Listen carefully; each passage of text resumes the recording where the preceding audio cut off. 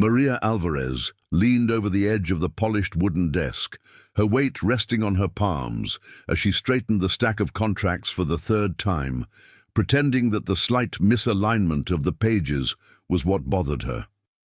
Behind the floor-to-ceiling windows, the city floated in a pale winter haze, towers softened by the fine veil of Christmas Eve snow. Garlands of red berries and gold ribbons curled along the window ledge, their small lights blinking as if trying to warm the cold glass. Somewhere out in the hallway, a string of carols played softly from hidden speakers, cheerful in a way that felt almost disrespectful to the tension in this room.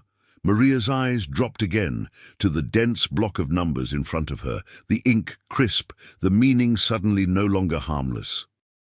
Daniel Whitmore stood a few steps behind her, one hand pressed against the back of his neck, the other planted on his hip, as though he could hold himself upright through sheer posture. His navy suit was perfectly cut, his tie knotted with the precision of long habit, but there was a looseness at his shoulders that hadn't been there in the photos framed along the wall. He stared not at the contract but at the skyline, as if somewhere out there, buried in glass and steel, was the answer to how a man could lose billions in a single year and still be expected to smile. The reflection of the office lights floated over the city like ghosts, merging his own outline with the buildings he had once controlled with such certainty. When he finally glanced at the desk, he saw Maria's fingers pause over the page, and a small crease formed between his brows. For weeks, the office had lived inside a countdown. 10 days to secure the deal, 7 days to finalize the terms, 3 days to reassure the board that everything was under control. Now, the countdown had narrowed to a single moment. 10 o'clock on Christmas Eve, a time when most people were wrapping presents or stuffing turkeys, not wrestling with signatures that could erase entire departments with a stroke of a pen. Maria had watched it all from the front desk. The late-night arrivals, the tense whispers, the way voices dropped whenever she passed with a tray of coffee. The reception area had always been her small kingdom, a square of carpet and glass where she knew every phone extension and every name, but never once had she been invited into the room where decisions like this were made. Until this morning, when someone thrust the stack of documents into her hands and told her to just organize the paperwork on Mr. Whitmore's desk. She had taken the task the way she took everything, carefully, without complaint, believing that order, even in small things, mattered. On the elevator ride up to the executive floor, she had pressed the manila folder to her chest, feeling the thump of her own heartbeat against the cardboard. The mirrored walls had reflected a woman in a plain red blouse and dark slacks, her hair pulled back in a practical curl, a small badge clipped to her collar like a reminder of her place. "Receptionist," the badge said, nothing more. The word had never bothered her before. It was honest work, and it paid for her aunt's medications, the rent, the little box of pastelitos she brought home on Fridays. But as the elevator doors slid open onto silent carpeted luxury, the badge suddenly felt like a label that barred her from everything that mattered upstairs. Now, in Daniel's corner office, she spread the pages across the desk, smoothing them with the flat of her hand. Line after line of printed text blurred into a forest of legal jargon, familiar only in its rhythm from the many contracts she had seen pass through her hands. Numbers, though. Numbers were different.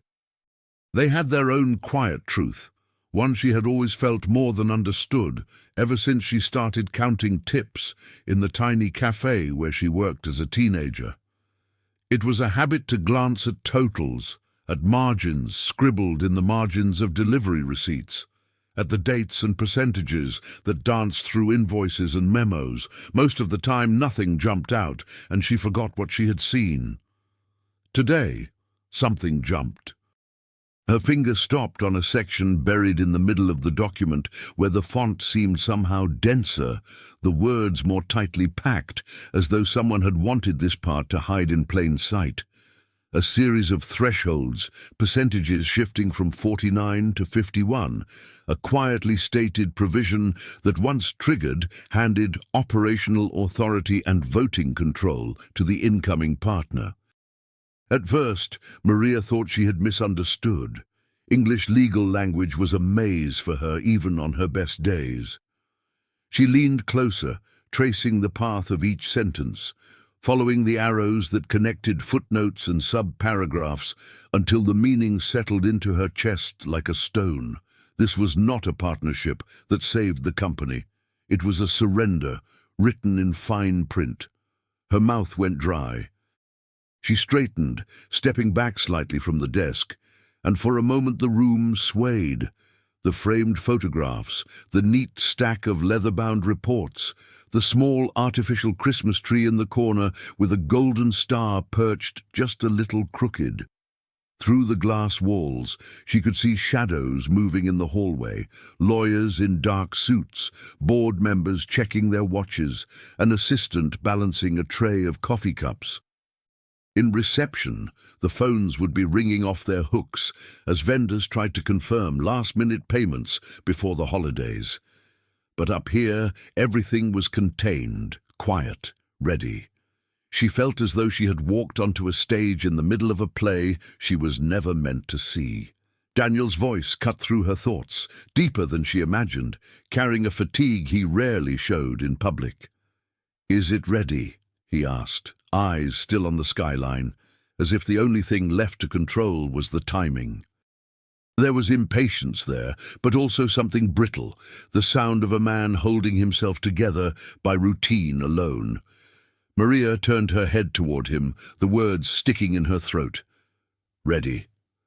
The contract was ready to be signed, ready to be photographed, ready to be celebrated, ready to hand his company piece by piece to a man who had walked through the lobby last week with a smile that never reached his eyes. She looked back down at the clause, at the small numbers that changed everything, and thought of the people whose names she typed into visitor logs every day. The woman from payroll, who always brought chocolates at the end of the month. The janitor who hummed old boleros as he pushed his cart past her desk at night. The young intern who confessed, in a whisper, that this job was helping her pay for community college. They were not in this room. They had not been invited to the meetings with catered lunches and endless slides, but their lives sat here, on this desk, reduced to percentages and projections. Her heart began to pound in her ears, loud enough to drown out the faint Christmas music leaking through the walls. She swallowed once, twice, feeling the familiar heat of shyness rise up her neck, the instinct that had always told her to keep her head down, to be grateful, to not make trouble. "You're lucky to have a job," her aunt often reminded her, especially after the rent went up again. Jobs could disappear. Bosses could change their minds, especially bosses like Daniel Whitmore, whose name appeared in magazines, whose parties filled social columns, whose decisions were discussed like weather reports. Maria had never spoken more than a handful of polite sentences to him, even after 3 years of working just outside his elevator. The idea of correcting him, of suggesting that something all his lawyers had approved might be wrong, felt like stepping in front of an oncoming train and hoping it would stop. Yet her finger did not move away from the page. It rested on that one line, as if her touch alone could hold the world still for a moment longer. She leaned forward again, resting one hand on the desk to steady herself, and realized that her body had taken the position of someone about to speak, not someone about to retreat. The reflection in the glossy wood showed her own wide eyes, the small tremor in her jaw, the red of her blouse contrasting with the white paper beneath her.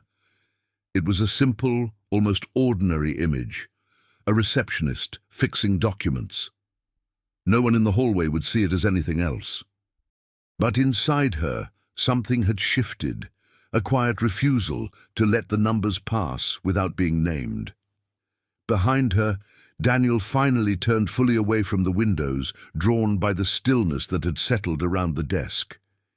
He saw the way Maria bent over the papers, not with the quick, efficient movements of a person finishing a task, but with the tense focus of someone about to jump.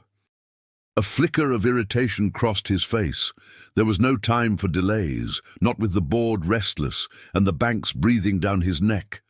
And yet, beneath the irritation, there was a thread of unease, a sensation that had been nagging at him for days, the feeling that he was being shepherded toward a door without being allowed to touch the handle himself. His hand rose to his hair, fingers combing through it in a gesture of habit and doubt. Maria felt his presence closer now, his shadow lengthening across the desk, and she lifted her head as if emerging from underwater. Their eyes met for a heartbeat that seemed longer than all the weeks of rushing that had led to this morning. In that space of time, the city outside kept moving, the snow kept falling, and the carols in the hallway played the same cheerful tune. But none of it seemed to reach the quiet between them. Her voice, when it finally appeared, surprised her with its clarity, thinner than she wished, but steady enough to cross the distance. "Mr. Whitmore," she said, her finger pressing lightly against the claws that had stolen her breath. "I think there's something wrong with this contract." And the words hung there, fragile and irreversible, opening a crack in the day that would not close easily again. For a heartbeat after Maria's words left the air, the office seemed to forget that sound existed at all. Daniel's hand, still tangled in his hair, stopped in mid-gesture, and the faint rustle of the city beyond the glass fell away behind the sudden, heavy quiet. The ticking of the wall clock grew louder, each second slipping past like something valuable being dropped into a well. Maria felt the echo of her own sentence circling back over her, as if someone else had spoken, and she was only now realizing what had been said. Something wrong with this contract hung there between them, fragile as a glass ornament, waiting for either his hand or his temper to shatter it, when he finally repeated her phrase, "Something wrong." His voice was low, the words stretched out carefully, the way a man tests the surface of a frozen lake before stepping onto it. He did not sound angry, not yet. He sounded like someone trying very hard to remind himself who he was and how the world was supposed to work. He was Daniel Whitmore, the man who built towers out of nothing and filled them with people who owed their paychecks to his decisions. He was not accustomed to having those decisions questioned by the woman who answered his phones and smiled visitors through metal detectors. Maria felt the weight of that truth pressing down on her, yet beneath it, the numbers on the page stayed stubborn, refusing to rearrange themselves into something safer. She drew in a small breath that didn't quite reach her lungs, and with a care usually reserved for delicate china, let her fingertip glide once more along the line of text. The words blurred for a second, then snapped into focus again. Thresholds, percentages, control transferring at the precise moment projections said revenues would dip. "It looks like, if things go the way they're predicting, the company doesn't stay yours," she managed, the syllables shaped by an accent she usually tried to hide. Her voice did not carry the authority of someone used to giving opinions. It carried the hesitant clarity of someone who had seen a car rolling toward a red light and felt compelled to call out, however quietly. Daniel bent over the desk, not close enough to touch her, but close enough that the scent of his cologne mingled with the faint aroma of coffee from the sideboard.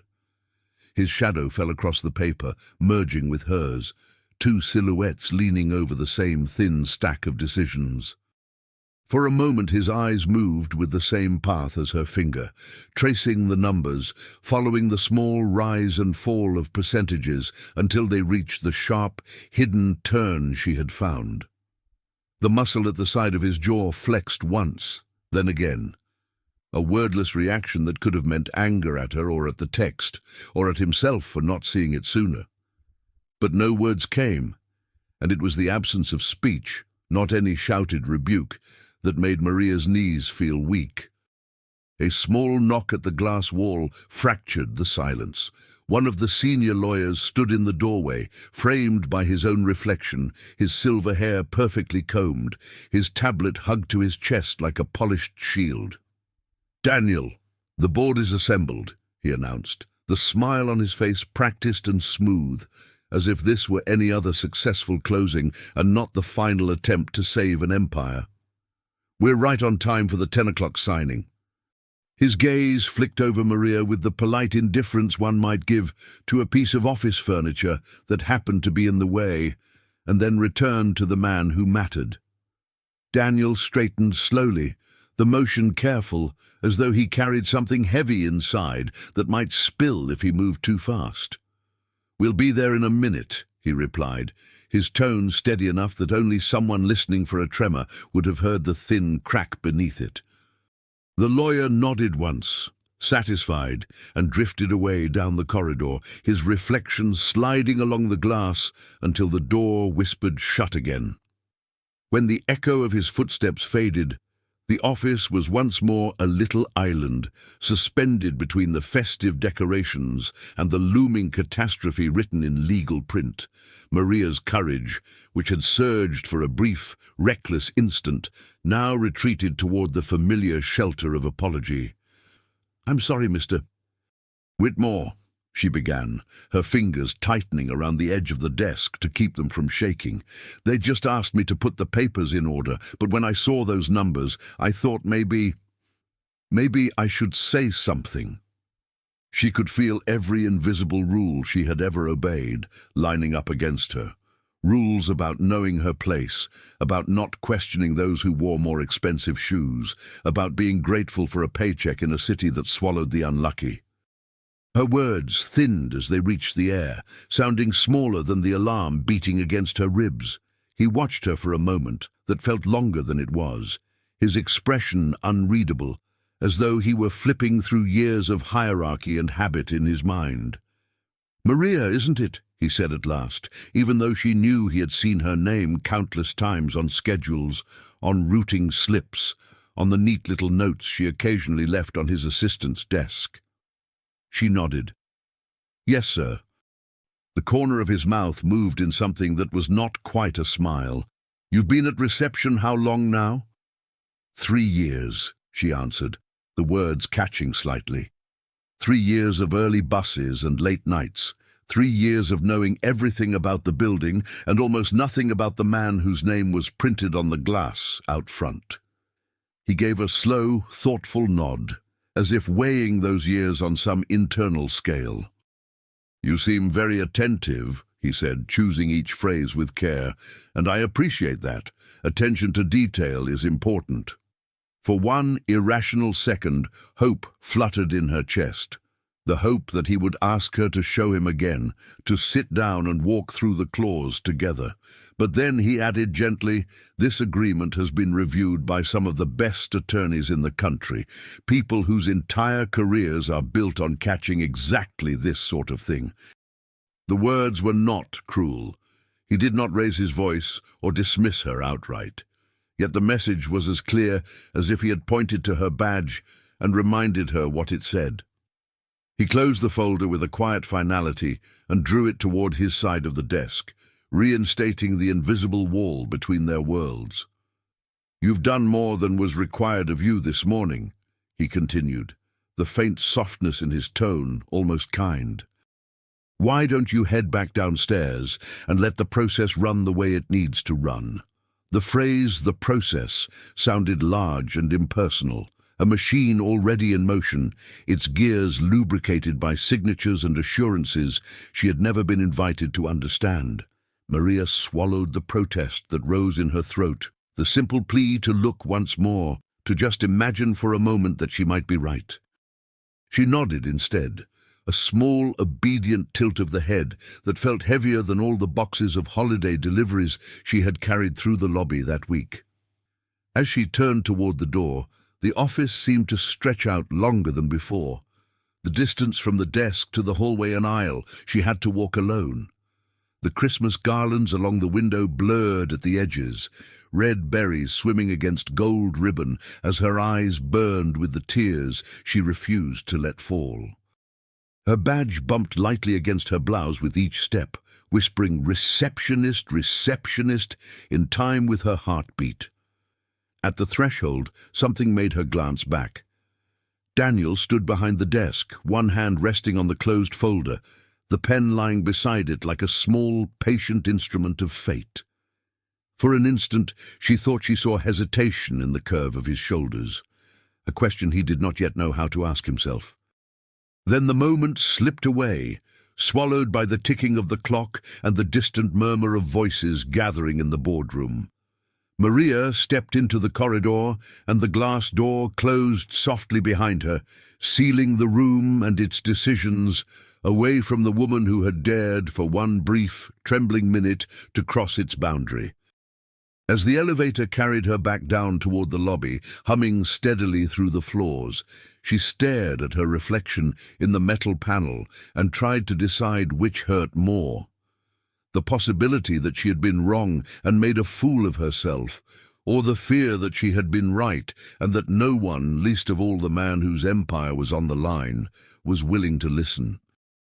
Before this tense Christmas Eve morning, Maria's life moved in smaller, quieter circles that almost no one noticed, least of all the people who swept past her desk with briefcases and talking points. She woke each day before the sun, padding across the worn carpet of the apartment she shared with her aunt, putting on coffee in a dented pot that hissed in familiar protest.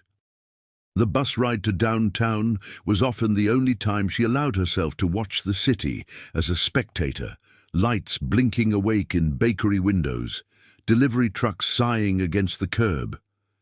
By the time the first executives stepped out of their black cars, she had already turned on the lobby lamps, straightened the magazines, and logged into the phone system. It comforted her somehow that the building opened its eyes through her hands.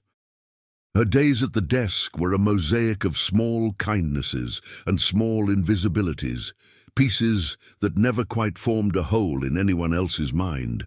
She learned to recognize people by the rhythm of their footsteps and the sound of their breath as they crossed the marble floor, to sense when someone needed directions or simply needed to be left alone. She knew which vendors were always late, which clients arrived with storms in their voices, which elevator groaned a little before the doors shut. The security guards liked to joke that Maria knew more about the company than anyone whose name appeared on the directory, and sometimes, when she sorted through stacks of inter-office envelopes, she suspected they were right. Information passed through her fingers every day, though almost nobody imagined she could read the patterns it traced.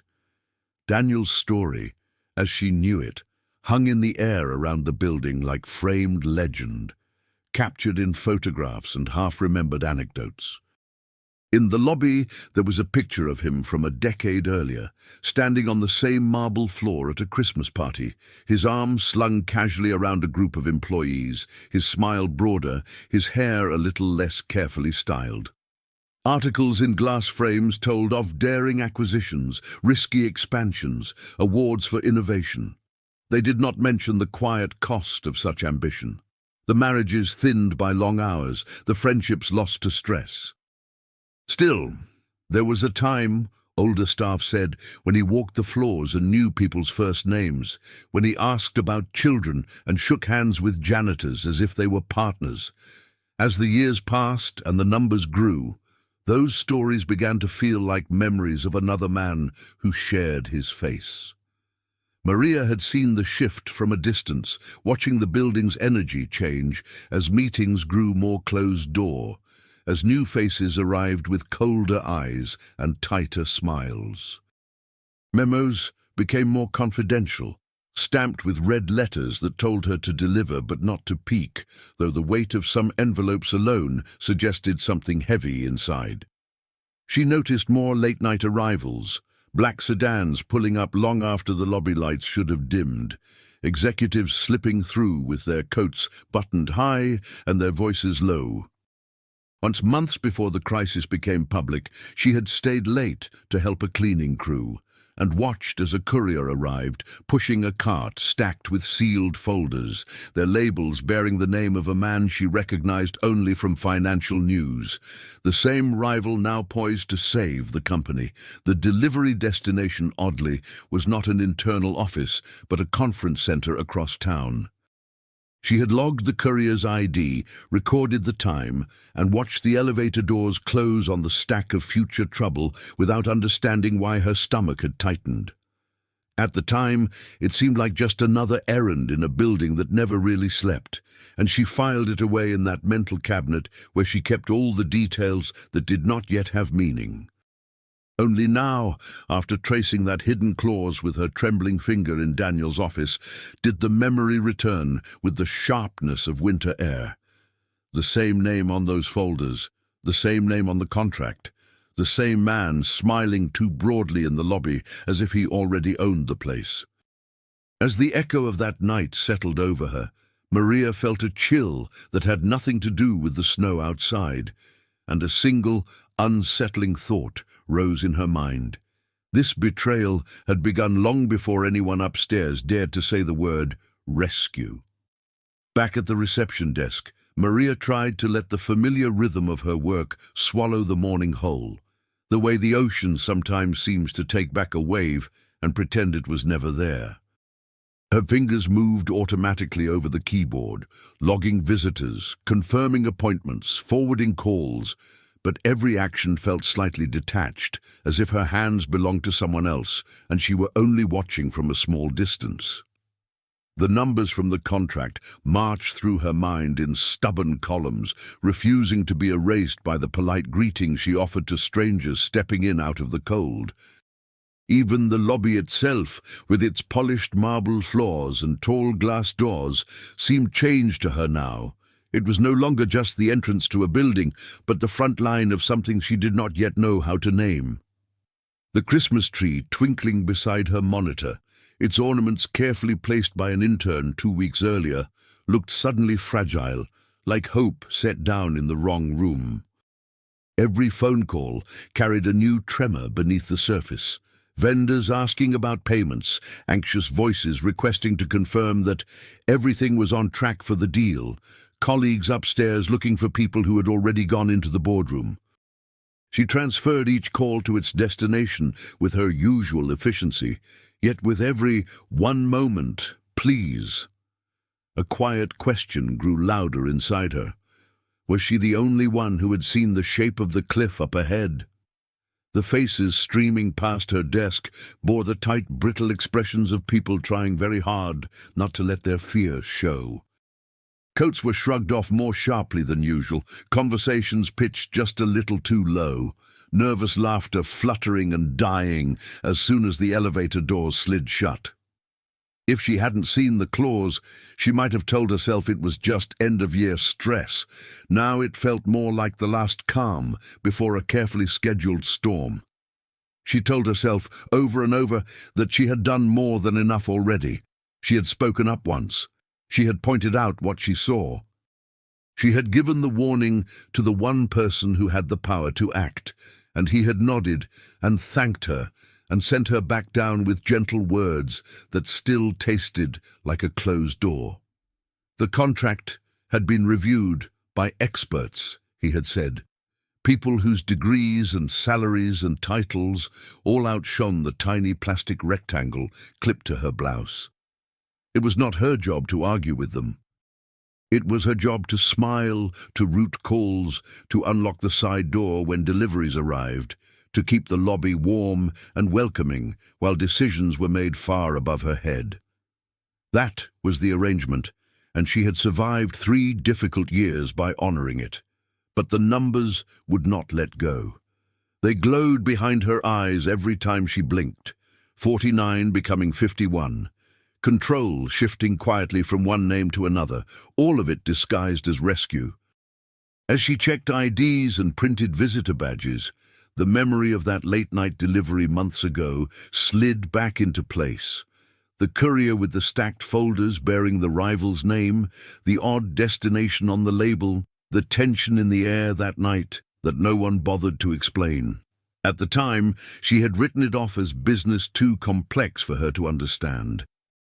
Now the delivery and the clause fit together in her mind like two halves of a photograph that had been torn in anger and accidentally rejoined.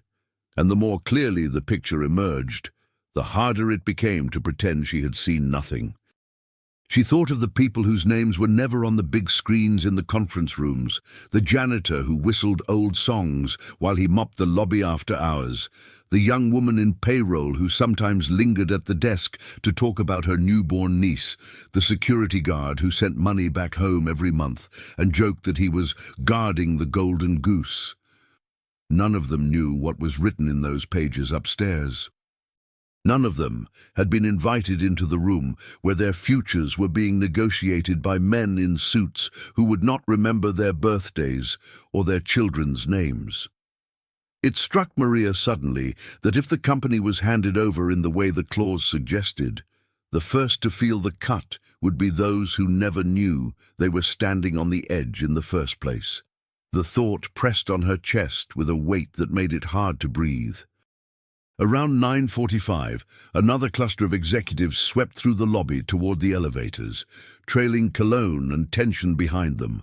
One of them, a man with a booming laugh that never reached his eyes, joked loudly about celebrating survival later, and the others answered with the kind of laughter that sounded more like a flinch than amusement. Maria watched them disappear into the elevator car, watched the doors slide shut on their sharp suits and polished shoes, and then lowered her gaze to her own hands resting on the counter. They were small, the nails cut short, the knuckles faintly reddened from winter air and cheap dish soap, but they were steady. They were the same hands that had straightened the contract on Daniel's desk, the same hands that had followed the numbers until they revealed the trap beneath. Her aunt's voice rose in her memory, as clear as if the older woman stood beside her. "Nina, do your work. Don't invite trouble. Good jobs don't fall from the sky, especially for people like us." It was advice forged from experience, from years of scrubbing floors and counting coins, from watching others get ahead by being louder, taller, more visible. Maria had honored that advice all her life, shrinking herself to fit the corners of rooms, smoothing over her accent, avoiding any action that might draw too much attention. Yet, beneath her aunt's caution, another voice, softer, newer, but no less real, had woken up that morning in Daniel's office. It whispered that seeing something wrong and staying silent was a kind of betrayal too, one that did not simply vanish because no one knew about it. The phone rang again, sharp and insistent, and she answered on reflex, greeting the caller with her usual warmth.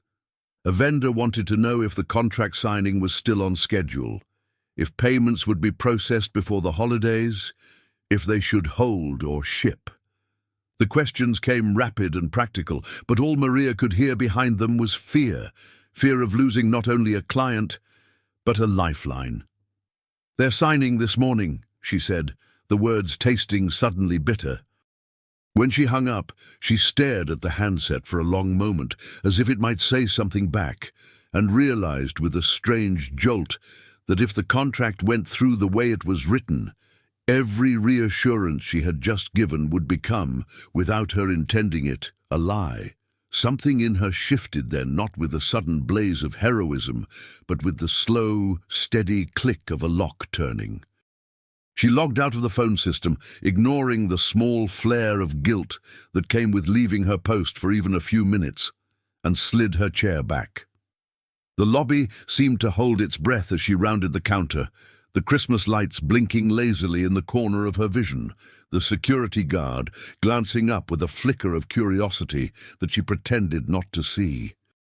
Each step toward the private elevator felt heavier than the last, as though invisible hands were tugging at her sleeves, reminding her of her place, of the risk, of the very real possibility that she might be walking away not only from the desk, but from the job it represented.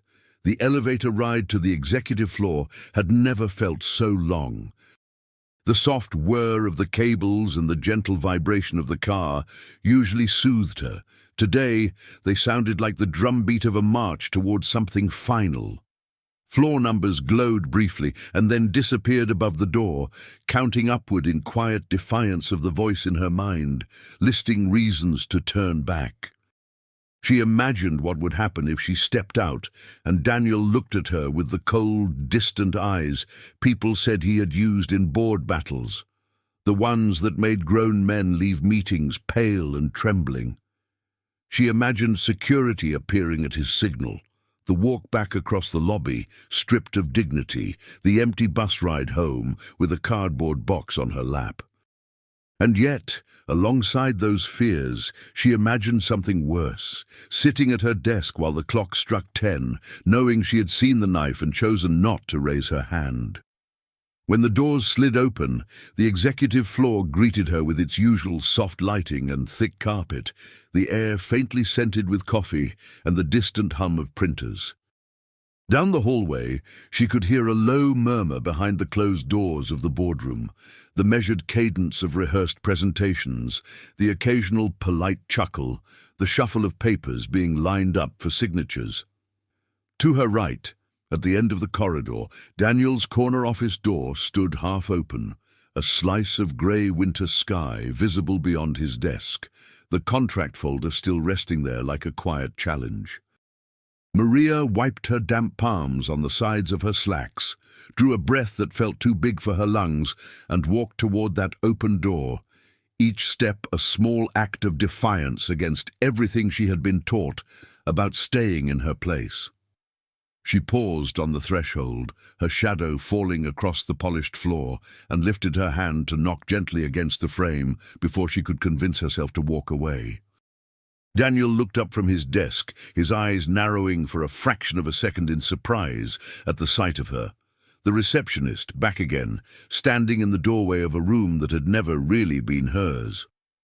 For a moment, neither of them spoke.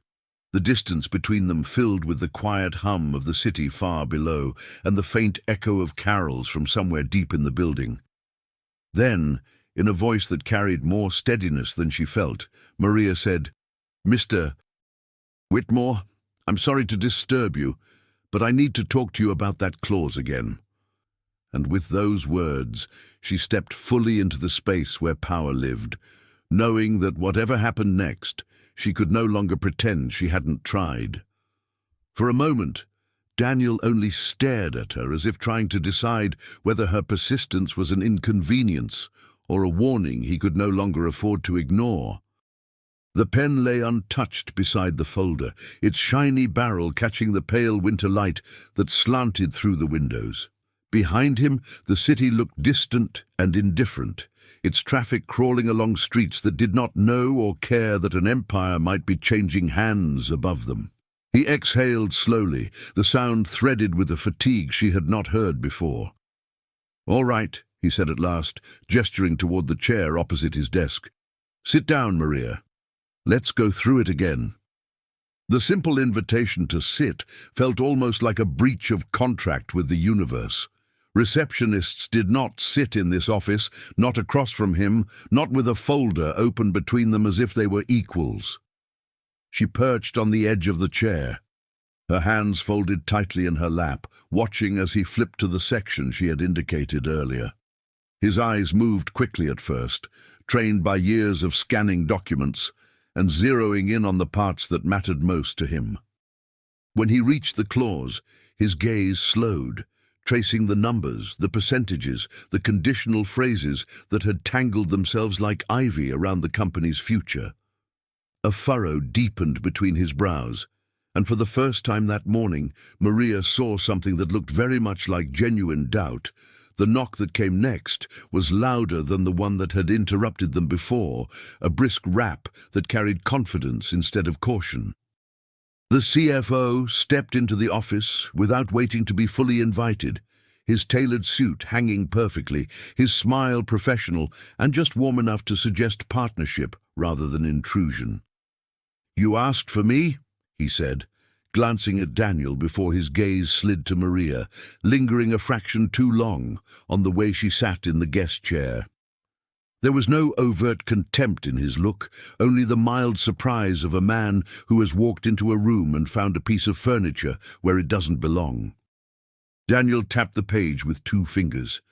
"I want to go over this clause again," he said. "She's pointed out something that doesn't sit right with me." The CFO's lips twitched in what might have been a suppressed laugh, quickly smoothed over. "Of course," he replied, stepping closer, leaning between them just enough to reclaim the space as his own. He skimmed the paragraph with the easy assurance of someone who has lived inside these numbers for months, then straightened, shaking his head lightly. "This is exactly what we discussed, Daniel," he said, his tone patient, the way one might speak to a friend who was overthinking a simple decision. "It's a standard protective mechanism for the investor, triggered only in highly unlikely scenarios. We've covered this in every briefing." His eyes flicked again to Maria. "It's not the sort of thing that translates well if you're just glancing at the figures." Maria felt the sting beneath those words, even before they fully settled in the room. Just glancing. The implication that her attention was casual, that her understanding was shallow, that her concern was the result of skimming beyond her depth. She swallowed, forcing herself not to drop her gaze. "I wasn't just glancing," she said quietly, hearing the tremor she couldn't quite hide. "I've seen a lot of these summaries come through the front desk.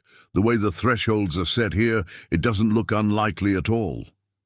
The CFO's smile cooled by a degree, his eyes narrowing just enough to signal that she had stepped over an invisible line. He turned back to Daniel, his voice still smooth. "Interpreting this kind of structure requires more than familiarity with the mailroom, Daniel. I assure you everything is under control." For a second, the air in the office seemed to tilt, as though the building itself had leaned one way and was slowly righting itself. Daniel sat very still, looking from the CFO to Maria and back again, weighing not only the words he had heard, but the worlds they came from. On one side, years of partnership, shared victories, complex strategies survived together. On the other, the woman who answered his phones, whose courage had carried her up here twice now, with nothing to shield her but the truth as she saw it. His fingers drummed once on the desk, then stopped. "I can't ignore a concern just because it comes from the lobby," he said slowly.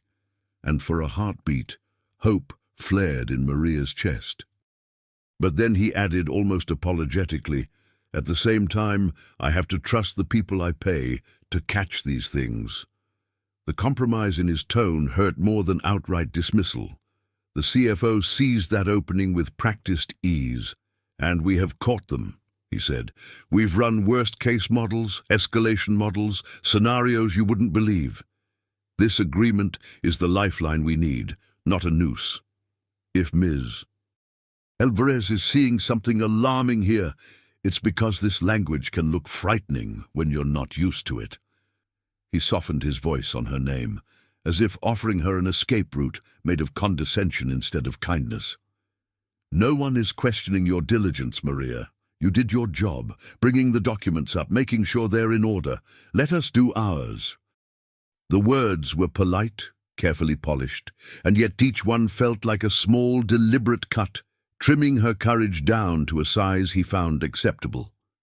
Daniel glanced again at the clock, at the snow thickening outside, at the folder that had become a battlefield between fear and habit. The pressure of the approaching hour pressed visibly against his shoulders, rounding them slightly, pushing him toward the path already laid out for him. "We're running out of time," he said, more to himself than to either of them. Then to Maria, "I appreciate you coming back up. It takes a certain kind of bravery to speak up twice in one morning." His gaze softened for a moment, but only for a moment. "For now, I have to move forward with the expertise I've hired. If there is an issue, it will show up in the safeguards we've built around this deal." It was the kind of sentence that sounded decisive from a distance, yet up close, Maria could hear the thread of doubt buried inside. She rose slowly, feeling as though the floor had shifted beneath her feet. though the carpet remained perfectly still. The Christmas decorations in the corner seemed to lean in, their small lights watching as she gathered what was left of her dignity. "Of course, sir," she said, her voice thinner than before but refusing to break. "I didn't mean to cause trouble. I just thought you should know what I saw." The CFO stepped back politely to give her room to pass, his expression already turning away, his attention reattaching itself to Daniel like a shadow. As Maria reached the doorway, Daniel called her name softly and said, "Thank you, Maria." The words hung in the air behind her like an apology that had nowhere to land, while the first real wound of the day settled, quiet and deep, somewhere she could not yet fully feel. By the time Maria stepped out of the private elevator and back into the lobby, the morning had turned sharper, the light outside thinning into that particular grey that makes winter feel heavier than it is. The glass doors at the building's entrance were streaked with melting snow, and each time they opened, a gust of cold air slipped in, carrying with it the muffled sounds of car horns and distant church bells. She moved back behind the reception desk on legs that felt slightly numb, sitting in her familiar chair as if slipping into an old photograph before anyone noticed it had been taken down. The computer screen greeted her with blinking notifications, calls waiting, visitors arriving, the small machinery of the company continuing its rotations as if the conversation upstairs had never happened. She placed her hands on the keyboard, stared at them for a moment, and told herself that for now, this was where she belonged. Up on the executive floor, Daniel moved through the hallway toward the boardroom with the slow, deliberate stride of a man walking across a bridge he himself had ordered to be built. The carpet swallowed the sound of his shoes, giving his movements an eerie quietness, as though the building had agreed to keep his doubts to itself. Through the glass walls he could see people gathering, lawyers arranging their binders, board members checking their watches, assistants whispering to one another as they placed pens and nameplates just so. One of the directors clapped him lightly on the shoulder and said something about turning the ship around before the year ends. And he answered with a practiced nod, the kind that could pass for confidence if no one looked too closely at his eyes. Pride held his spine straight, but it felt less like strength now and more like armor that had grown too heavy to remove. The boardroom itself was dressed for reassurance. A long table, polished to a reflective sheen, ran beneath soft, recessed lighting. At its center, a low arrangement of winter branches and white flowers tried to pretend this was a celebration instead of a salvage operation. Outside, the snow continued its patient descent, layering the city in quiet, erasing sharp edges, blurring the lines of streets and rooftops that had seemed so solid from his office window. Daniel paused at the head of the table, fingers brushing the back of his leather chair, as he listened to the CFO summarize the agenda in that smooth, efficient tone everyone trusted. The contract lay in front of him like a final exam he had already been told he'd passed. All he had to do was sign where the yellow tabs indicated. That was what the process demanded. That was what a strong leader did. Downstairs, Maria answered a call from a vendor who wanted last-minute confirmation that their invoices would be covered by the new deal. She heard the strain in the man's voice, the way he stumbled over the word extension as if afraid of what it implied. "They're signing this morning," she repeated, the line she had been given, though it now felt like a stone rolling around in her mouth. A group of employees passed the desk on their way to an impromptu viewing of the signing through the glass wall of the boardroom, their conversation a mixture of hope and resignation. Someone muttered, "At least if it goes through, maybe we keep our jobs a little longer." And another replied, "Or maybe they gut the place by spring." The Christmas tree lights twinkled beside her, throwing small, colorful reflections onto the marble floor, and Maria wondered how many of those reflections would still be walking through this lobby in a few months' time.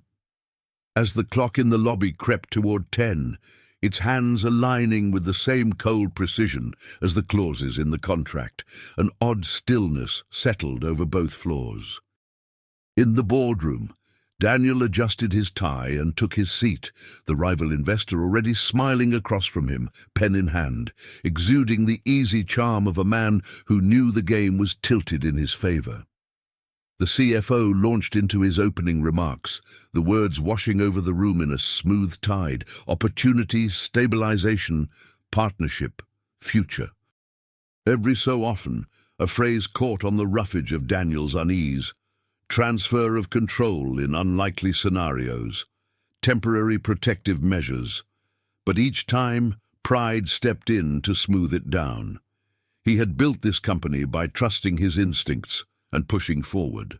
To hesitate now because of a receptionist's fear in front of his board and his rival felt like a kind of public confession he could not bear. And so, as the snow pressed itself gently against the windows and the phones rang steadily in the lobby below, the weight of his pride and the storm outside leaned in together, nudging the day one step closer to a line that, once crossed, could not easily be undone. At 9:58, the lobby phone lines went strangely quiet, as if the building itself were holding its breath. Maria sat motionless behind the desk, staring at the red digital numbers on the clock above the elevators, watching them creep toward the deadline that had been on everyone's lips for weeks. Somewhere high above her, in a room she could picture exactly, but had never truly entered, pens were being uncapped and documents laid out with ceremonial care. She imagined the contract spread across the long table, the yellow tabs waiting like tiny flags to mark each surrender. Her heart began to hammer in a rhythm that did not match the calm, slow tick of the lobby clock. A thought rose inside her, sudden and absolute. If she did nothing now, she would carry the weight of this silence for the rest of her life. She stood up before she had fully decided to move, the chair rolling back with a soft scrape against the floor. The security guard at the far end of the lobby glanced up, surprised to see her step out from behind the desk without a visitor to escort. "Everything okay, Maria?" he called, but his voice sounded distant, muffled by the rushing in her ears. She nodded automatically, unable to shape a reply, and headed for the private elevator, her badge swinging against her chest like a small, fragile shield. Each step felt both too slow and too fast. Her body wanted to run, but her legs would only obey in measured strides, as if the carpet were trying to hold her back. When the elevator doors slid open, she stepped inside and pressed the button for the executive floor with a hand that trembled just enough to jostle the light. The ride up lasted no more than a handful of seconds, but in her mind, Maria walked through a lifetime of possible futures. In one, she stayed downstairs, answered phones, and watched people file past her for months more, never knowing exactly when the layoffs would begin, never sure whether her own name would appear on a list printed in some distant office. In another, she charged into the boardroom and was laughed out, escorted away, her job evaporating in a single, humiliating moment. Neither vision was kind, but only one allowed her to say, truthfully, that she had done everything she could. When the elevator chimed and the doors parted, her decision was already made, even if her courage still lagged a step behind. The hush of the executive corridor greeted her, deeper now, like the air in a church at the moment just before a wedding vow is spoken. The doors of the boardroom were partially closed, leaving a narrow strip of glass through which she could see the scene inside. Daniel sat at the head of the table, posture upright, shoulders squared, the very image of a man in control, though from this angle she could not see his eyes. To his right, the rival investor leaned back with easy poise, pen twirling between his fingers, as if this were a signing for a new yacht, rather than the slow capture of another man's life's work. The CFO stood near the projection screen, gesturing toward charts that glowed in reassuring blues and greens. his voice drifting through the glass in polished phrases about stability and strategic partnership. And there, in the center of the table, lay the contract, open to the page she knew too well, the one that carried the quiet trap no one wanted to acknowledge. One of the board members laughed at something the investor said, and the sound snapped whatever thread of hesitation still held her in place. Maria pushed the door open and stepped inside. Conversation did not stop right away. There was a brief, confused moment in which people simply noticed that the door had moved and assumed it was an assistant bringing more coffee. Then someone actually saw her, the receptionist, in her simple blouse and slacks, without a notepad or a tray in her hands, and the talking began to falter. The CFO's voice died mid-sentence. A few heads turned, then all of them. Daniel's eyes found her at the far end of the table, his expression shifting from surprise to something harder to read, some mix of irritation, exhaustion, and a flicker of that old, unwelcome doubt. "Ms. Alvarez," the board chair said sharply, as if correcting a child, "this is a closed session."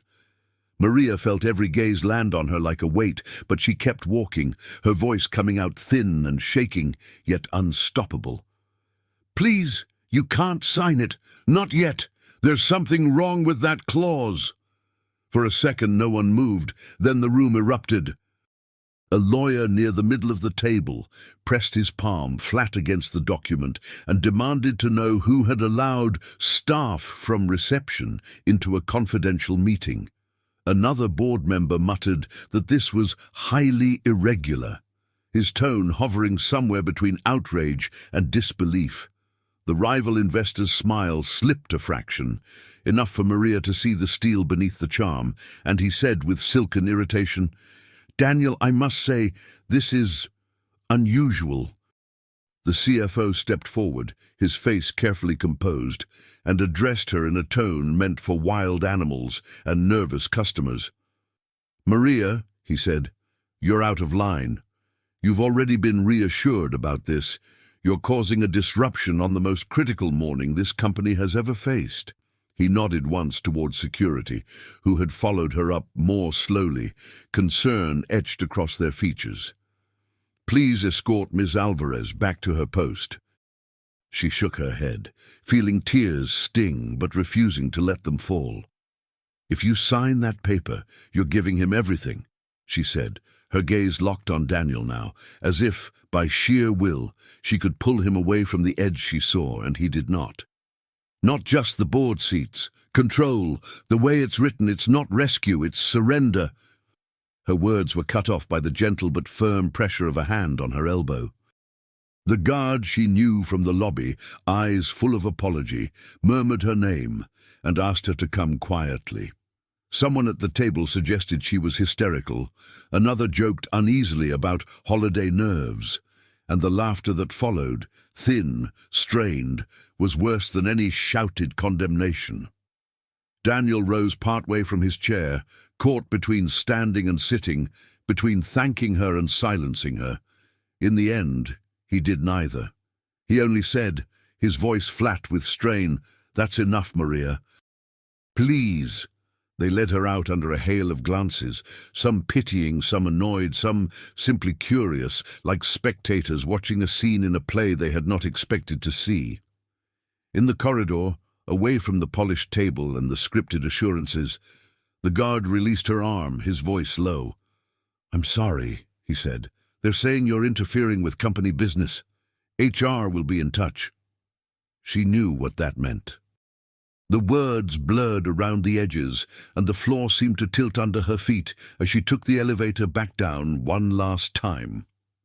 The lobby lights felt harsher now, the Christmas tree gaudy and out of place.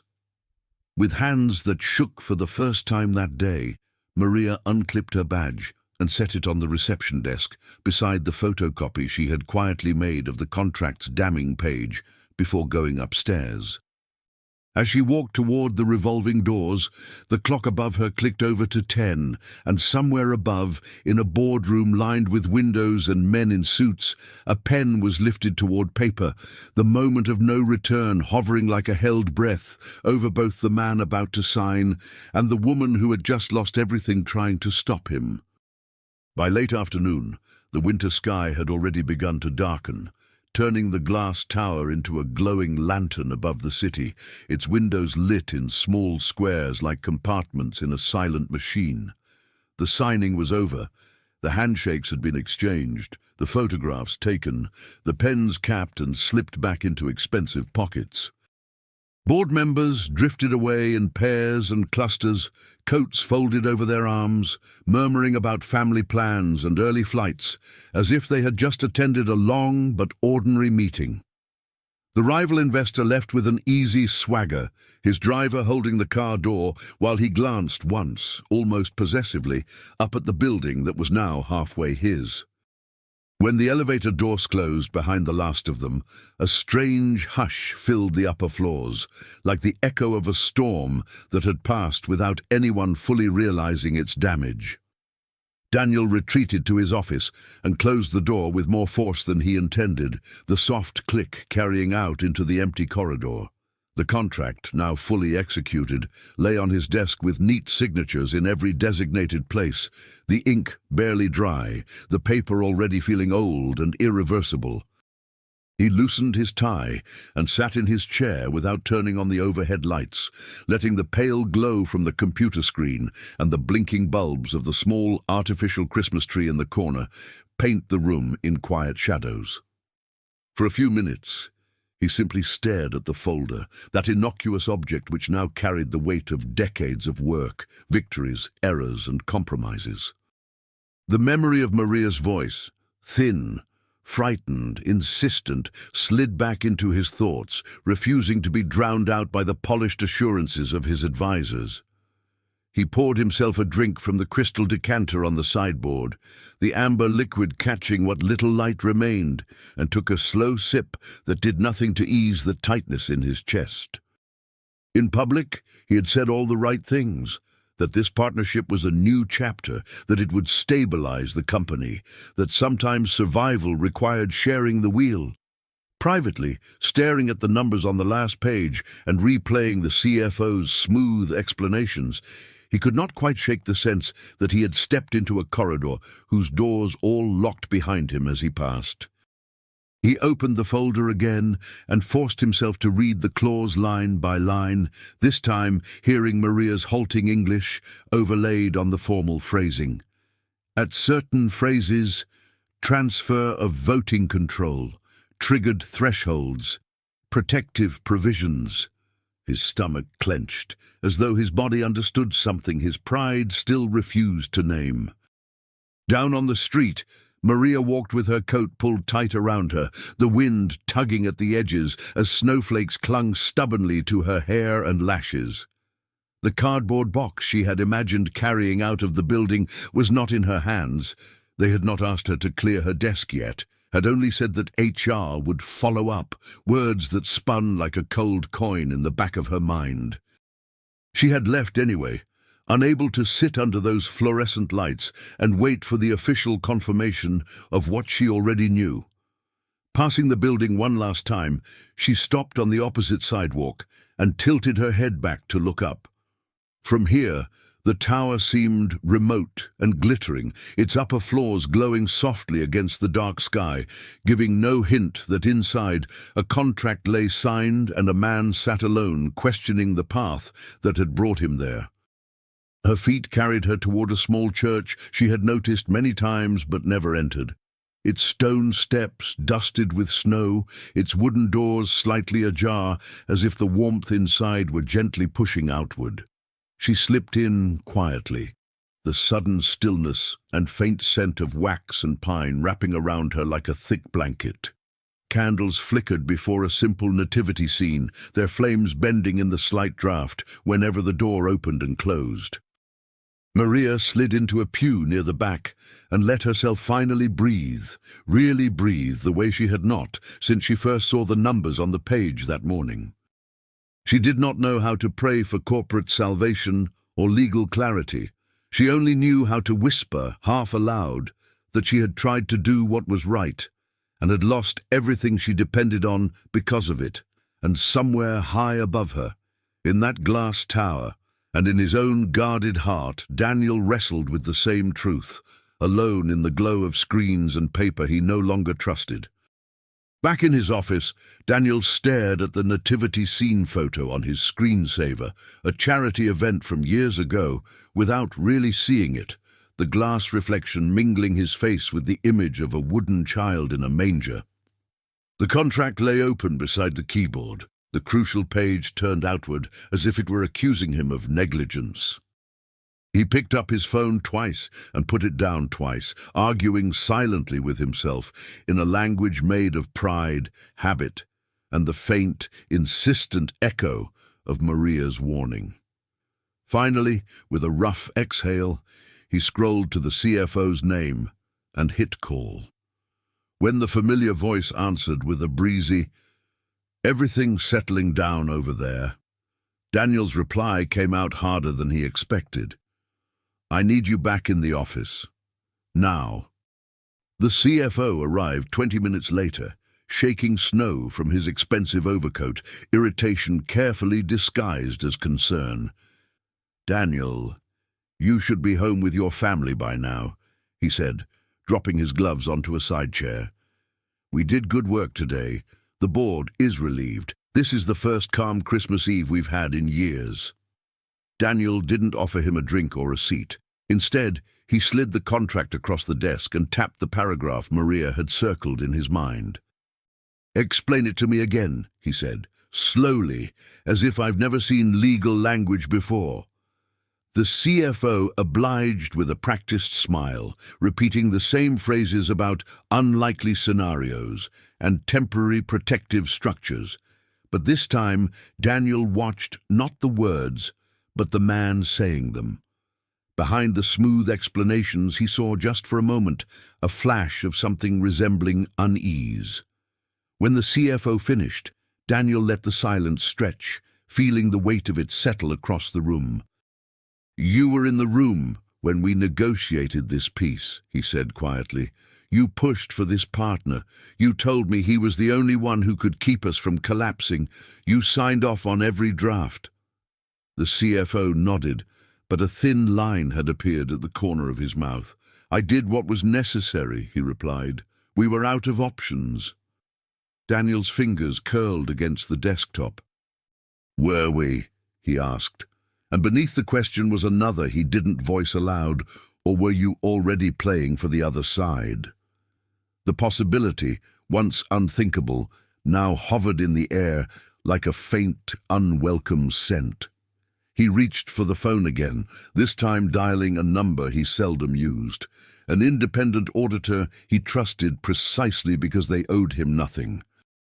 Across town, in the dim quiet of the church, Maria lit a candle with trembling fingers, watching the flame catch and then steady itself as if deciding to stay. The small light seemed insignificant against the darkness of her fears. Rent, medical bills, the shame of telling her aunt that the job she'd praised every Sunday was gone, but it was something she could kindle with her own hands. She knelt on the worn cushion, the wood pressing gently against her knees, and let her thoughts unravel in the half-formed words of someone who has always spoken more to people than to heavens. She did not ask for her job back exactly. She asked for a sign that speaking up had not been foolish, that the truth she saw in those numbers mattered to someone, somewhere. In the stillness, the memory of Daniel's face, not when he dismissed her, but when he first hesitated over the clause, rose unbidden, and for the first time since leaving the building, she felt the faintest thread of hope that her warning might yet find its way back to him. The auditor arrived at the tower just as the sky turned fully dark, carrying a slim briefcase and the wary, focused expression of someone accustomed to being called too late. Daniel met them at the private entrance, bypassing reception, giving instructions in low tones that the review was to be done immediately and without interference. "Treat me like any other client," he said, "or like one you don't trust at all. I want the ugliest version of the truth." As the auditor disappeared into a nearby conference room with the contract, spreadsheets, and access to files the CFO had thought were safely buried in jargon, Daniel returned to his office and sat in the half-light, watching snow drift against the windows. Somewhere in the city, he imagined, Maria was fighting her own battle with doubt and regret. The thought that their fates might still be tied together in ways neither of them could yet see flickered through him like a candle flame refusing to go out, a small, stubborn ray of hope in a night that had seemed, only hours before, entirely lost. The conference room where the auditor worked felt very different from the boardroom that had hosted the signing only hours before. There were no flowers on the table here, no polished speeches, no carefully arranged nameplates, only stacks of paper, an open laptop, and the steady rustle of pages being turned by hands that did not care whose signature appeared at the bottom. The auditor moved methodically through the contract and its supporting documents, marking certain sections with small, precise strokes of a pen, occasionally pausing to cull up old drafts and emails that had been tucked away in digital folders. Outside the frosted glass, the office floor lay mostly deserted, the glow from the exit signs and the distant blink of the Christmas tree lights the only reminders that the building was meant to be sleeping. Time stretched in that room not by the hour, but by each clause that either confirmed or contradicted the story Daniel had been told. In his office, Daniel paced a slow path between the window and his desk, his reflection passing again and again over the darkened city, like a ghost tracing the same regret. His phone buzzed intermittently with messages from board members and friends, all some version of "you did the right thing" or "try to rest tonight, you've earned it." But he did not answer any of them. Instead, he found himself at the small credenza where, among old awards and framed photos, sat the abandoned reception badge with Maria's name on it, placed there almost absent-mindedly when someone had handed it to him after she left. He picked it up now, turning it over in his fingers, studying the familiar corporate logo beside the simple black letters. For 3 years, she had worn this piece of plastic while watching his world from the edge of the lobby. In one morning, she had risked it to stand in the center of his storm. The realization settled over him with a weight he could no longer shrug off. Across town, in the warm, cluttered apartment that smelled faintly of cumin and laundry soap, Maria sat at a small kitchen table while her aunt fussed over pots on the stove.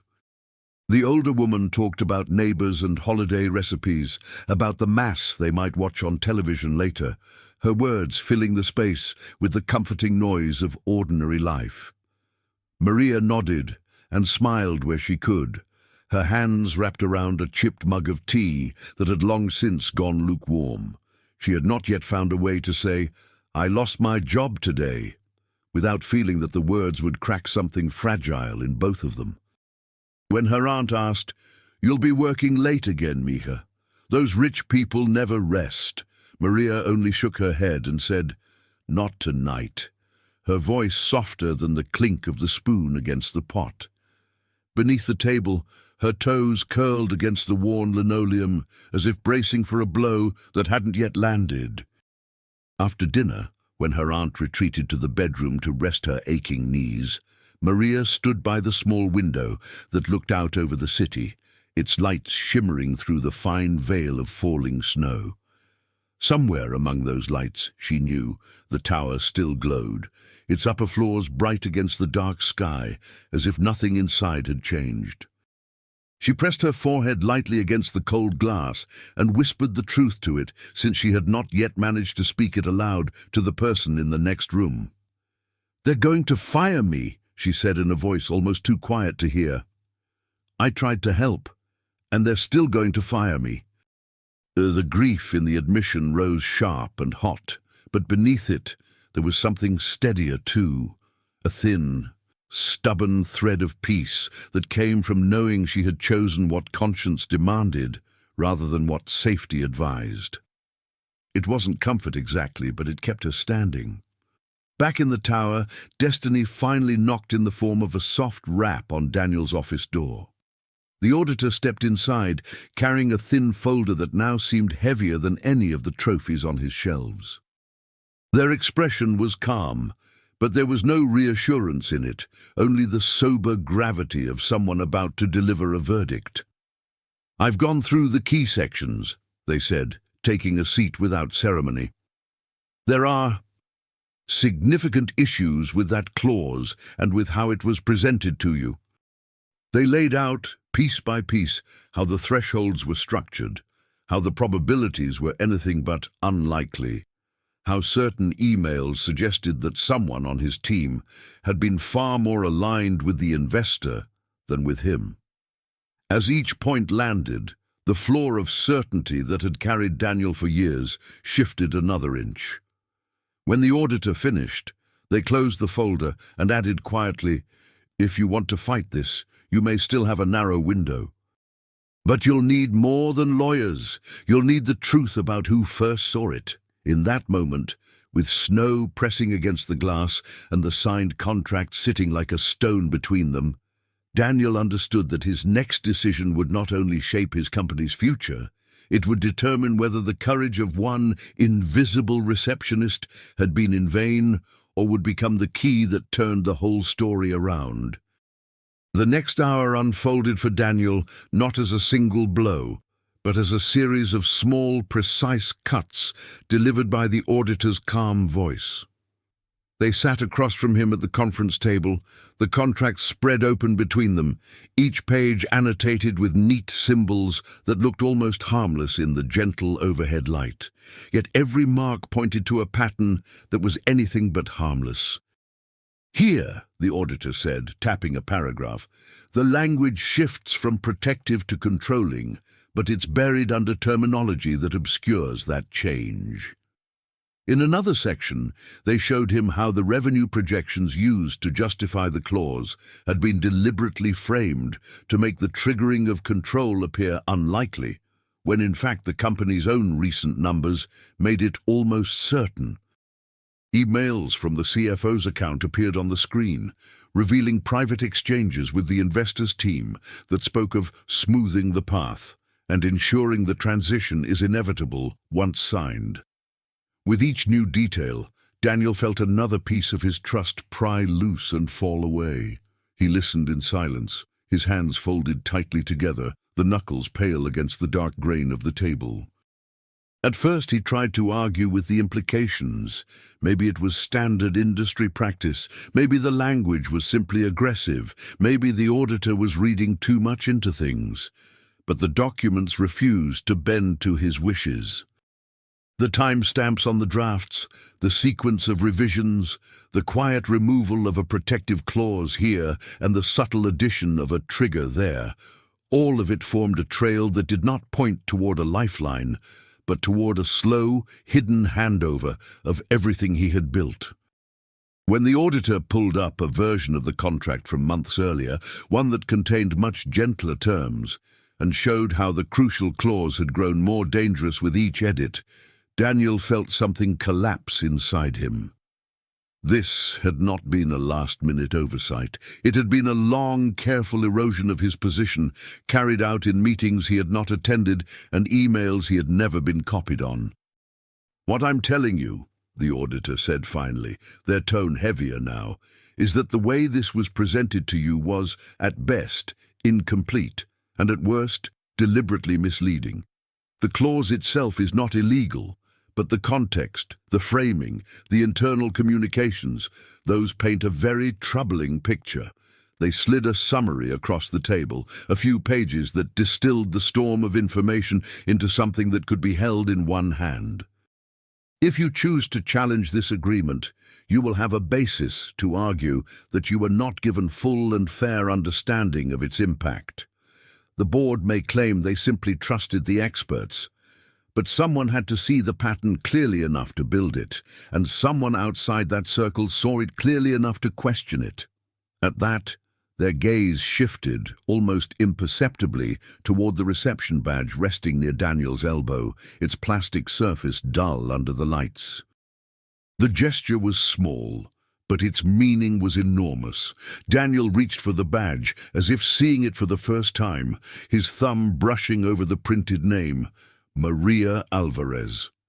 In his mind, he replayed the entire day, but now through a different lens.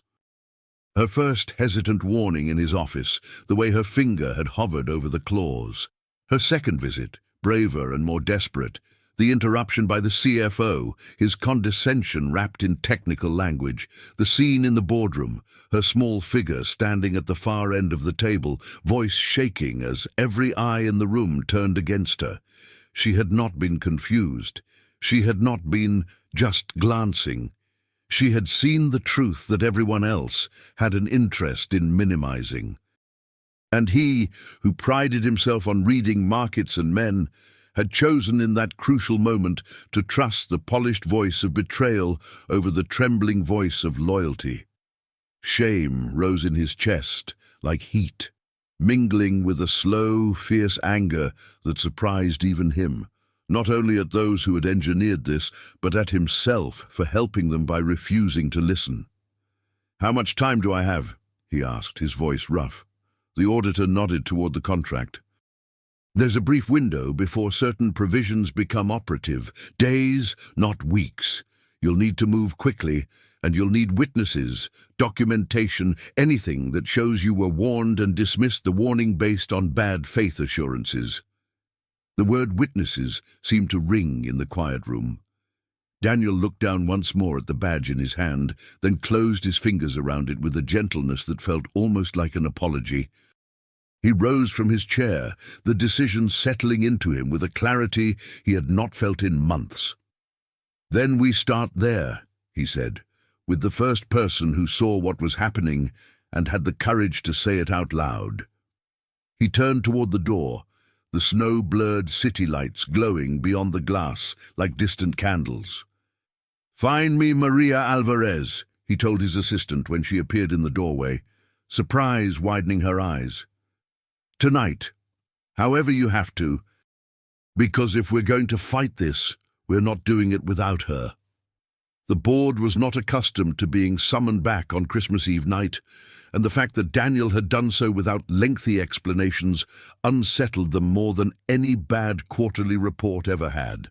They arrived in twos and threes, coats still damp from the snow, expressions tight with annoyance half hidden behind polite concern. The boardroom, which had hosted their earlier triumphal performance, looked different now in the softer evening light. The flower arrangement had wilted at the edges, the water in the glasses had gone flat, and the contract, no longer a symbol of salvation, sat in the center of the table like a piece of incriminating evidence left at the scene of a crime. The rival investor took his usual place with practiced ease, his smile still polished, but his eyes a fraction warier than before, sensing that the mood in the room had shifted. The CFO hovered near the projector, one hand resting on the back of a chair, as if anchoring himself to the furniture might keep the ground from moving under his feet. Daniel entered last, not because he wished to make a show of power, but because he had spent the final minutes before the meeting alone in his office, staring at Maria's badge and the auditor's summary as if they were two sides of the same coin. When he finally stepped into the boardroom, he did so without his usual armor. His tie was loosened, his hair slightly mussed, his face marked by a kind of exhausted clarity that none of them had seen on him before. He did not begin with pleasantries or apologies for the late hour. Instead, he slid the folder from under his arm and placed it on the table with a deliberate calm, his fingers lingering on the cover. "Thank you for coming back," he said, his voice even but stripped of the practiced confidence they were used to. "I know you thought today's work was finished. It wasn't." The quiet in the room tightened, the way air does before a storm breaks. He spoke first of facts, not feelings. He introduced the independent auditor with a simple nod and invited them to present their findings, sitting down only after they began to speak. As clauses appeared on the screen, highlighted in harsh yellow, and emails were projected, slender chains of words that now gleamed with betrayal, the room's atmosphere changed from irritated curiosity to stunned disbelief. Phrases that had seemed harmless in daylight, temporary control, unlikely triggers, standard provisions, were shown in context to have been anything but standard. The auditor led them through the fine print with the unhurried precision of a surgeon tracing the path of a spreading infection. Some board members shifted in their seats, remembering how readily they had nodded along in earlier briefings. The rival investor's jaw tightened slightly, though his smile never fully disappeared. The CFO, standing off to the side, watched the unfolding autopsy of his work with an expression that hardened the longer it went on, the practiced easy charm curdling into something defensive and brittle. When the presentation ended, the silence that followed was different from any they had shared before, thicker, heavier, threaded with the realization that whatever innocence they might once have claimed was slipping through their fingers. Daniel rose and rested his hands on the back of his chair, looking not at the investor or the CFO at first, but at the people who had sat with him through boom years and lean ones alike. "You were told this was a lifeline," he said quietly. "You were told the clause was protective, that the scenarios in which control shifted were remote. I was told the same. Today we learned that those reassurances were, at best, incomplete, and at worst, deliberate misdirection." His gaze moved at last to the CFO holding there, but someone saw it before any of us did. Someone with no stake in this room, no bonus on the line, no title to defend. She tried to warn me, twice, and I chose to listen to the man whose job depended on this going through instead. He let the admission hang there, a confession and an accusation woven together. Meanwhile, on the other side of town, a company car pulled up in front of Maria's building, its headlights cutting through the curtain of snow that had thickened since afternoon. A young HR representative and the same security guard who had escorted her from the boardroom stepped out, their breath fogging in the cold as they exchanged a quick, nervous glance. They knew only the bare outline, that Mr. Whitmore needed to speak with her urgently, that something about the contract had changed, that this was a matter of great importance. When Maria opened the door at their knock, still in her house sweater and worn slippers, her first instinct was to brace for the final blow, the official words of dismissal she'd been waiting for all day. Instead, the HR woman, cheeks flushed from the cold and from something like awe, said, "Miss Alvarez, Daniel Whitmore is asking if you would be willing to come back to the office tonight. He says he needs your help." The sentence seemed to hang in the small, warm hallway like a bell still vibrating from the force of its own ringing, and as Maria reached for her coat with trembling hands, somewhere high in the glass tower, Daniel turned toward the boardroom doors, waiting for them to open and bring in the one person whose presence could tip the scales of this confrontation in a way no one at that table had ever imagined. When the boardroom doors finally opened, the air seemed to change temperature before anyone even saw who stood there. Conversation, which had begun to stir in uneasy murmurs after the auditor's presentation, stilled again as every head turned toward the entrance. Maria stepped into the room with the careful, hesitant grace of someone walking back into a fire they had already been burned by once.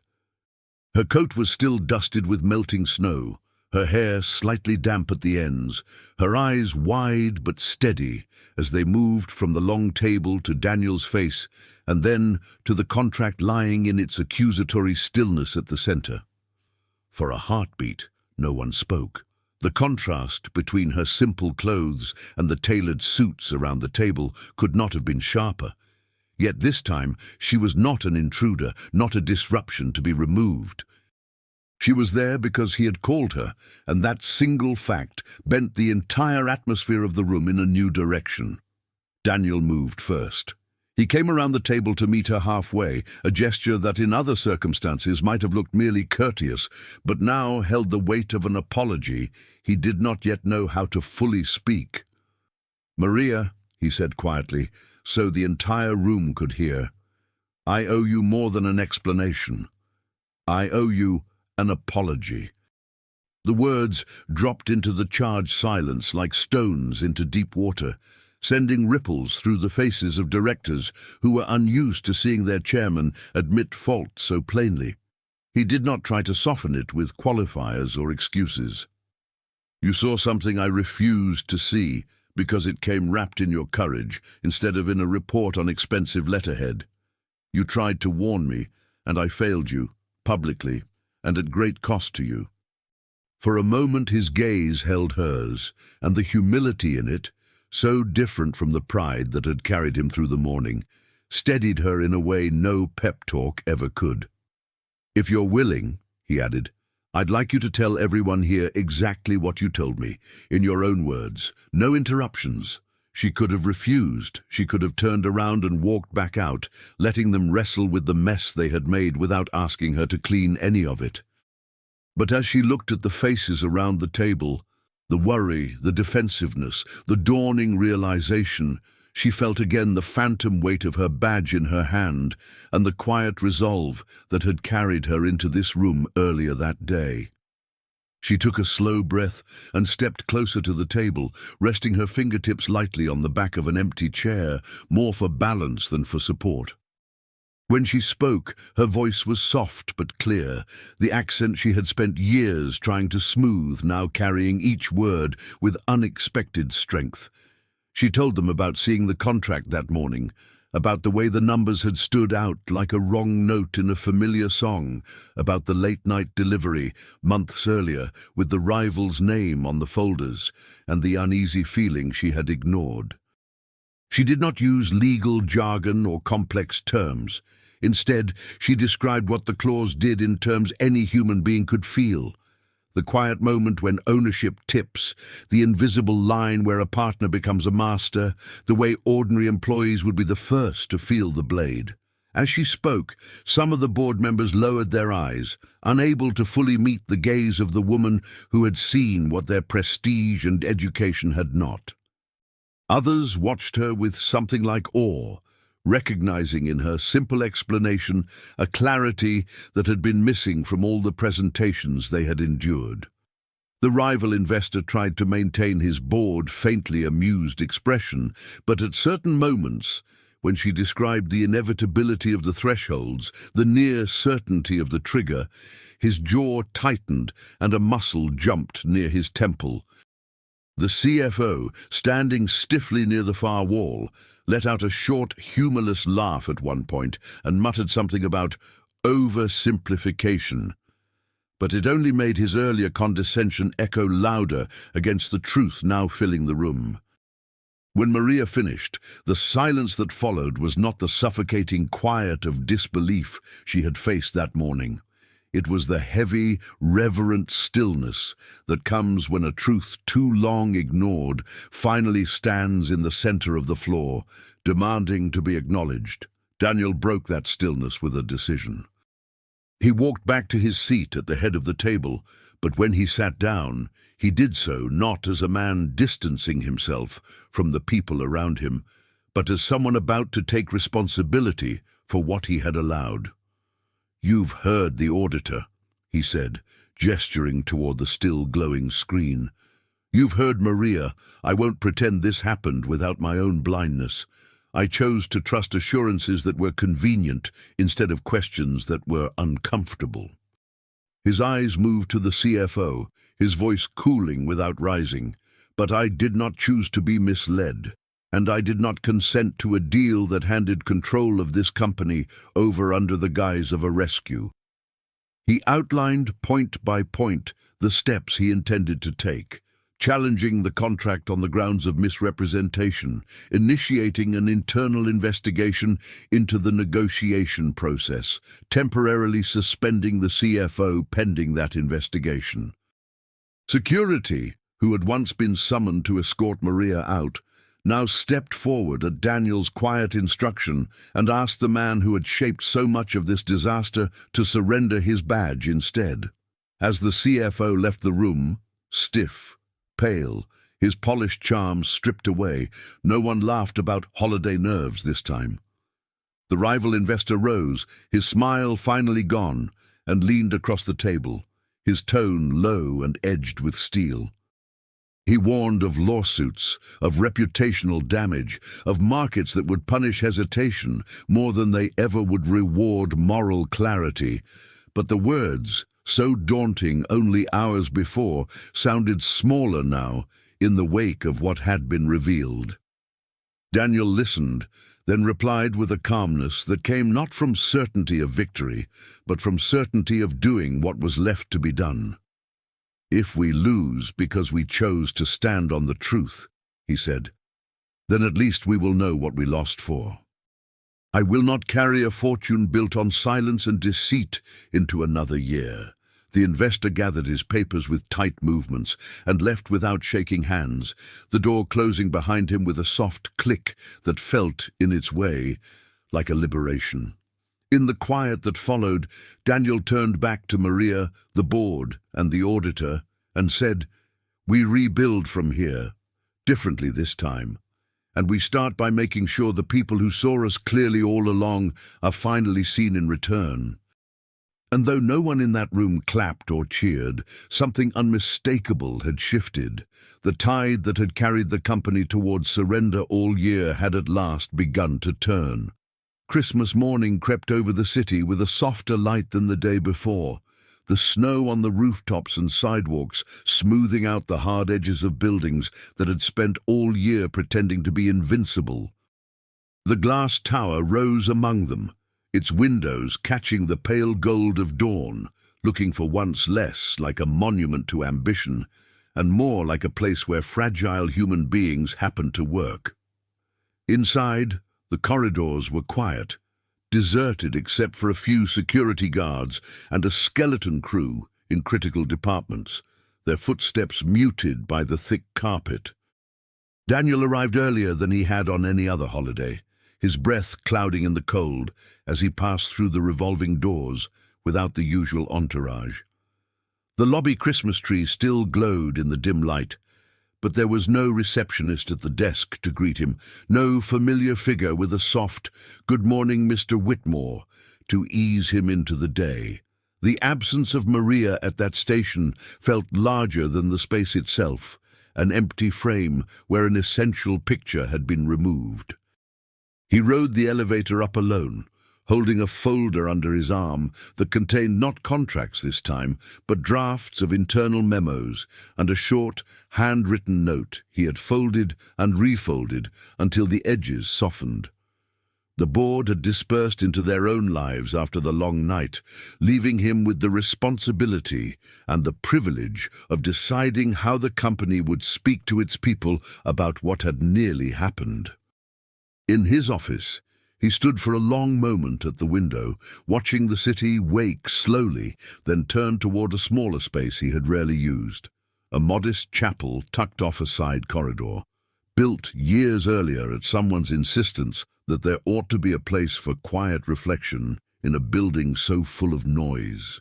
He stepped inside, almost awkwardly, and found the little room lit only by a few candles and the soft glow of a simple nativity scene on a side table.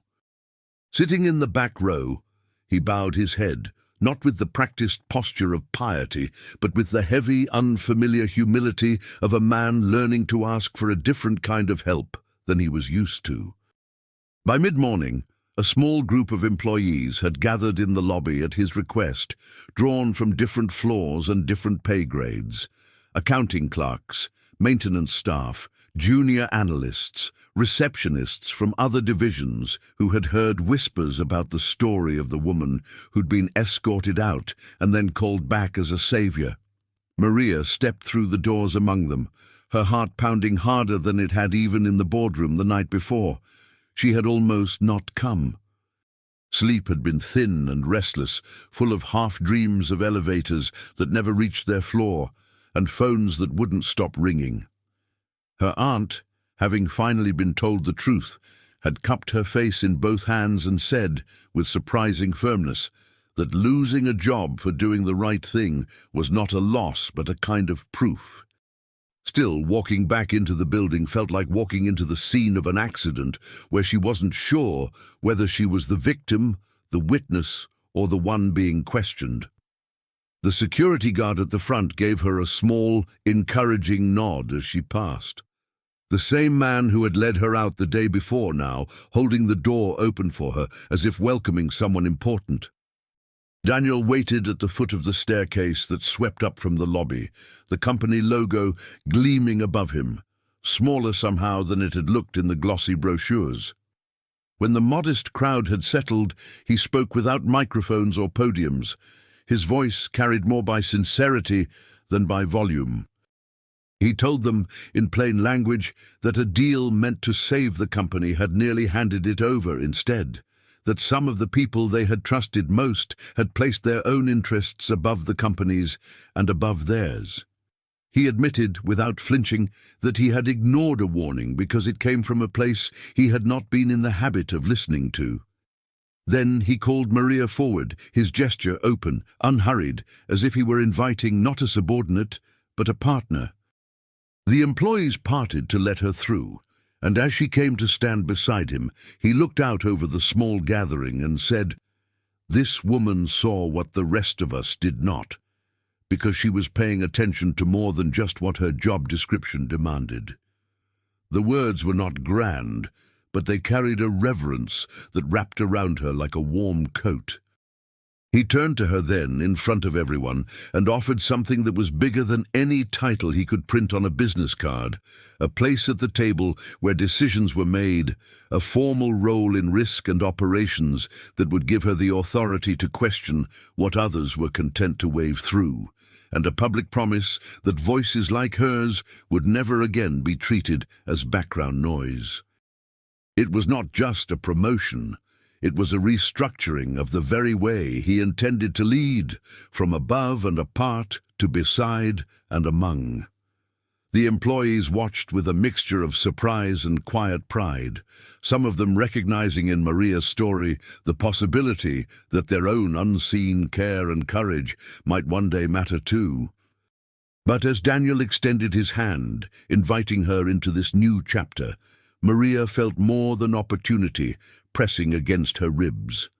She felt the bruises of humiliation, the memory of being laughed at, escorted out, left alone in the snow with only a photocopy and her conscience for company. Standing there under the glow of the Christmas lights, with the whole building suddenly willing to see her, she realized that accepting this new place was not just a career decision, it was a decision about forgiveness, about whether she could walk back into the heart of the place that had cast her out and believe that it could truly be different. Her fingers twitched, caught between reaching and folding back against her palm, and in that small, tremulous hesitation the morning held its breath, waiting to see whether healing would begin with a handshake, or with the courage to ask for just a little more time. For a long second that felt like the thin edge between two very different lives, Maria stood in the lobby with Daniel's hand extended toward her and the weight of an entire building's attention resting on her shoulders. The memory of being walked out by security the day before pressed against the fresh warmth of being invited back in. Humiliation and hope jostled for space in her chest like mismatched roommates. She thought of the claws, of the night in the church, of the quiet, stubborn peace that had come from choosing what was right, even when it cost her everything. Slowly, almost as if she were testing the strength of a bridge she hadn't built, she lifted her hand and placed it in his. "I'll come back," she said, her voice soft but steady, "but I don't want to sit somewhere just so you can say you listened once. If we do this, it has to mean something. For everyone." A murmur moved through the small crowd, not of gossip, but of something like relief, as if they too had been waiting for someone to say exactly that. In the months that followed, the company did not become a fairy tale, but it did become different in ways that quietly changed the air people breathed when they walked through its doors. The challenge to the contract moved forward, messy and public, with lawyers and headlines and tense interviews. Yet beneath all of that, there was a new, steady rhythm inside the building. Cross-department meetings where junior staff were asked what they saw coming long before it hit the balance sheets. Open forums where maintenance workers and receptionists sat in the same circle as managers to talk about what was working and what wasn't. Maria's new office was not on the highest floor, and she asked that it never be. Instead, it sat on a middle level with glass walls that looked out over both the lobby and the maze of cubicles, a reminder that her job was to pay attention to the lines between power and everyday life. On her desk, beside neat stacks of files and a computer with more access than she had ever imagined having, she kept her old badge in a small frame, the word Receptionist printed beneath her name no longer a limitation, but the root of the vision that had saved them. Daniel changed too, though not in the glossy, dramatic way magazines like to describe when they spoke of turnaround stories. The transformation was slower, quieter, visible mostly in the way he moved through the building and in the pauses he allowed to sit between his own words and the responses of others. He began to walk the floors again, not just on holidays or when a photographer followed him, but on ordinary Tuesdays, stopping at desks he had once passed without seeing, asking questions and then genuinely listening to the answers. In meetings, he left an empty chair at the table, not as a symbolic gesture, but as a rotating seat for someone from a different level of the company to fill each week. The nativity scene in the small chapel became, for him, less a seasonal decoration and more a permanent reminder that the most world-changing moments often arrive in overlooked places, wrapped in voices that sound nothing like the ones people are trained to trust. He still made mistakes, still felt the old tug of pride, but now there were people around him, Maria chief among them, who did not hesitate to say, gently, "Look again." For the employees who had watched the drama of that Christmas unfold from the edges, the ones who had whispered in hallways and tried to guess which rumors were true, the story of the receptionist who saved the company took on the shape of a quiet legend. They told it to new hires in break rooms, in the way people passed down family stories, not to impress, but to teach. They pointed out the spot in the lobby where she had left her badge, the glass doors she had walked through when she returned, the office where she now sat with a door that was almost always half open. Over time, the fear that had settled over them like a low ceiling began to lift, replaced by a cautious but real belief that what they noticed and what they said might actually matter. When another deal was proposed, or a policy seemed unfair, it was no longer unthinkable for someone in a modest position to raise a hand and say, "This doesn't feel right," and for that concern to be taken seriously. The building itself had not changed its shape, but the way people inhabited it had, as if walls once meant to separate, now worked harder to hold them all under the same shared roof. On a quieter Christmas Eve 1 year later, Maria sat by her apartment window with her aunt, watching snow dust the city in the same soft way it had on the day everything had almost fallen apart. The tower was still there in the distance, its lights gentler now in her eyes, not because it had become perfect, but because it no longer felt like a place ruled solely by pride and fear. She thought of the people inside, the janitor humming his songs, the young analyst nervously presenting a concern to a room that finally knew how to listen, Daniel pausing before signing anything of consequence to ask, "Who haven't we heard from yet?" A small smile touched her lips, carrying both the memory of the pain and the quiet satisfaction of the healing that had followed. She had not set out to be a hero. She had simply refused to be invisible when truth demanded a voice. If this story touched your heart, take a moment to leave a comment sharing how it spoke to you. Subscribe to the channel so you don't miss more stories of kindness, courage, and redemption.